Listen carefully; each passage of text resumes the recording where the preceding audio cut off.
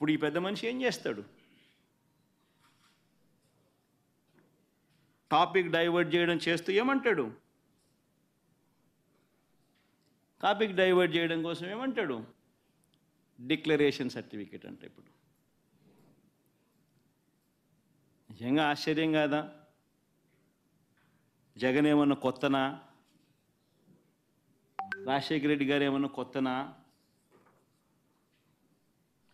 నా మతం ఏమిటని తెలీదా ఎవరికైనా ఆంధ్ర రాష్ట్రంలో కానీ దేశంలో కానీ? నా కులం ఏమిటి అని చెప్పి ఎవరికి తెలీదా రాష్ట్రంలో కానీ దేశంలో కానీ? రాజశేఖర రెడ్డి గారు 5 సంవత్సరాలు ముఖ్యమంత్రిగా ప్రతి సంవత్సరం బ్రహ్మోత్సవాలకు వస్త్రాలు నాన్నగారే సమర్పించారు. నాన్నగారు కొడుకునే కదా నేను కూడా తిరుపతికి ఎన్నోసార్లు పోయా కదా ఇంతకుముందు కూడా ముఖ్యమంత్రి కాకమునుపు. అంతెందుకు నా పాదయాత్ర మొదలెట్టేటప్పుడు వెంకటేశ్వర స్వామి ఆశీస్సులు తీసుకొని మొదలెట్టా. నా పాదయాత్ర అయిపోయిన తర్వాత నేరుగా తిరుపతికి వెళ్ళి కాలినడకన కొండెక్కా. తిరుపతికి వెళ్ళి కాలినడకన కొండెక్కి వెంకటేశ్వర స్వామి దర్శనం చేసుకొని తర్వాతనే ఇంటికి పోయా. నా పాదయాత్ర అయిపోయిన తర్వాత నా 3648 కిలోమీటర్లు నా పాదయాత్ర అయిపోయిన తర్వాత. ఇవన్నీ తెలియవా రాష్ట్ర ప్రజలకు? మన అప్పుడు చంద్రబాబు నాయుడు గారు ప్రభుత్వమే కదా అప్పుడు ఉండింది. అప్పుడు నేను ప్రతిపక్ష నాయకుడినే కదా అప్పుడు. మన ఆయన కళ్ళ ముందరనే కదా వెళ్ళింది తిరుపతి కొండెక్కింది 2 సార్లు. మళ్ళీ దాని తర్వాత నేను ముఖ్యమంత్రి అయినా 5 సంవత్సరాలు తిరుపతి బ్రహ్మోత్సవాలకు దగ్గరుండి వస్త్రాలు నేనే సమర్పించా. వస్త్రాలను నెత్తిన పెట్టుకుని మోసుకుంటూ వెళ్ళి వెంకటేశ్వర స్వామి మీద భక్తి శ్రద్ధలు చూపిస్తూ వెంకటేశ్వర స్వామికి బట్టలు సమర్పించడం జరిగింది. నేను అడుగుతా ఉన్నా, ఫస్ట్ టైం ఎవడన్నా పోతా ఉన్నప్పుడు నువ్వేదో ఇట్లా మాటలు మాట్లాడినా అర్థం ఉంది. 10 సార్లు 11 సార్లు పోయిన తర్వాత ఈరోజు నేను తిరుమల తిరుపతి దేవస్థానానికి నేను పోతానంటే నేను అడ్డుకుంటూ ఈ మాదిరిగా నువ్వు నోటీసులు ఇస్తూ ఈ మాదిరిగా తిరుమల తిరుపతి దేవస్థానానికి నేను పోకూడదు అని చెప్పి ఈ మాదిరిగా నోటీసులు ఇస్తూ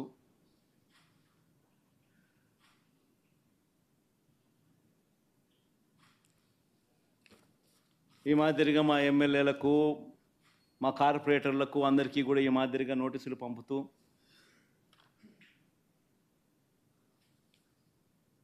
నేను అడుగుతా ఉన్నా, ఒక రాష్ట్ర ముఖ్యమంత్రి ఇంకా 5 సంవత్సరాలు బ్రహ్మోత్సవాలలో తిరుమల తిరుపతి దేవస్థానానికి వస్త్రాలు సమర్పించిన నేను, ఇన్నిసార్లు తిరుమల తిరుపతి దేవస్థానానికి వెళ్ళిన నేను, ఈరోజు తిరుమల తిరుపతి దేవస్థానానికి నేను రాకూడదట, పోకూడదట. కారణం ఏమిటంటే నా మతమట. నేను అడుగుతా ఉన్నా, నా మతం ఏమిటి అని అడుగుతా ఉన్నారు. అడుగుతా ఉన్నా నా మతం ఏమిటని. అవును, 4 గోడల మధ్య నేను బైబిల్ చదువుతాను, తప్పేముంది? బయటికి పోతే హిందూ సాంప్రదాయాలను నేను అనుసరిస్తాను, గౌరవిస్తాను. బయటికి పోతే ఇస్లాంను అనుసరిస్తాను, గౌరవిస్తాను. బయటికి పోతే సిక్కిజంను అనుసరిస్తాను, సిక్కిజంను నేను గౌరవిస్తాను. నా మతం ఏమిటని అడుగుతా ఉన్నారు. నా మతం మానవత్వం. డిక్లరేషన్లో రాసుకుంటానేమో రాసుకుంటా.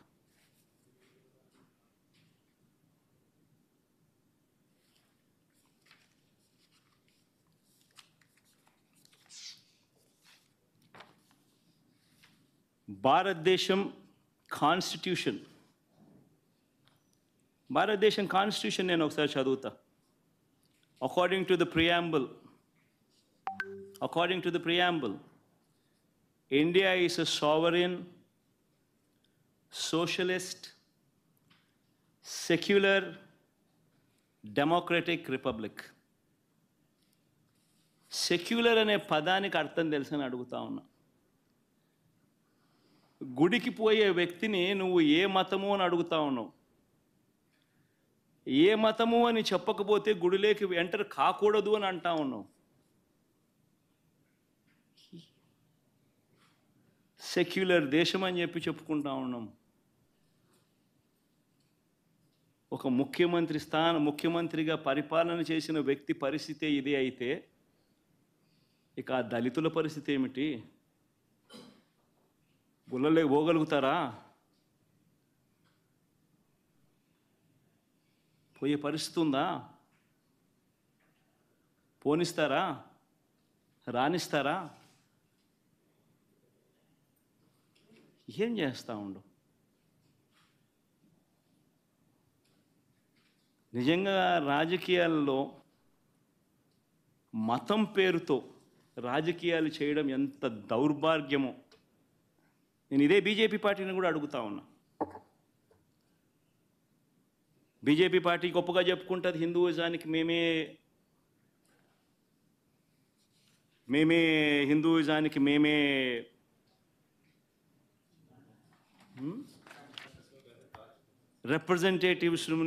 రిప్రజెంటేటివ్స్ను అని చెప్పి చెప్పుకుంటా ఉంటారు బీజేపీ పార్టీ. నేను ఇదే బీజేపీ పార్టీని అడుగుతా ఉన్నా, మీ కళ్ళ ఎదుటే అయ్యా బీజేపీ పార్టీ మిమ్మల్ని అడుగుతా ఉన్నా, ఈరోజు మీ కళ్ళ ఎదుటే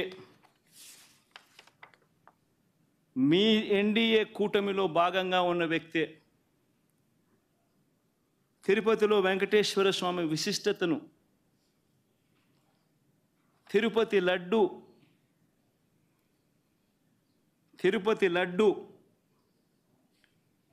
పేరు ప్రఖ్యాతలను, వెంకటేశ్వర స్వామి వైభవాన్ని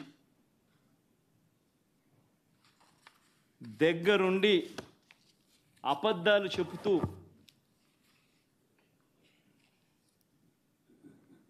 యానిమల్ ఫ్యాట్ వాడకపోయినా కూడా వాడినట్టుగా, లడ్డూలు తయారైనట్టుగా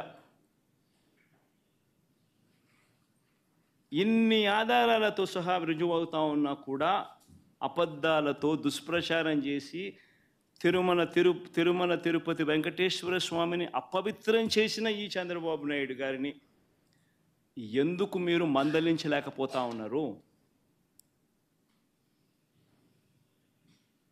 ఎందుకు మీరు వెనకేసుకొని వస్తూ ఉన్నారు? హిందూయిజంకు మీరే టార్చ్ బేరర్స్ అని చెప్పుకుంటారు. అంటే మీ వాళ్ళు ఏం చేసినా కానీ పర్వాలే, మిగిలిన వాళ్ళు ఏం చేసినా కూడా తప్పే. ఇదెక్కడ హిందూయిజం? ఆలోచన చేయమని అడుగుతా ఉన్న ఈ సో కాల్డ్ హిందూయిజానికి టార్చ్ బేరర్స్గా చెప్పుకుంటా ఉన్న వీళ్ళందరినీ కూడా ఆలోచన చేయమని అడుగుతా ఉన్నా.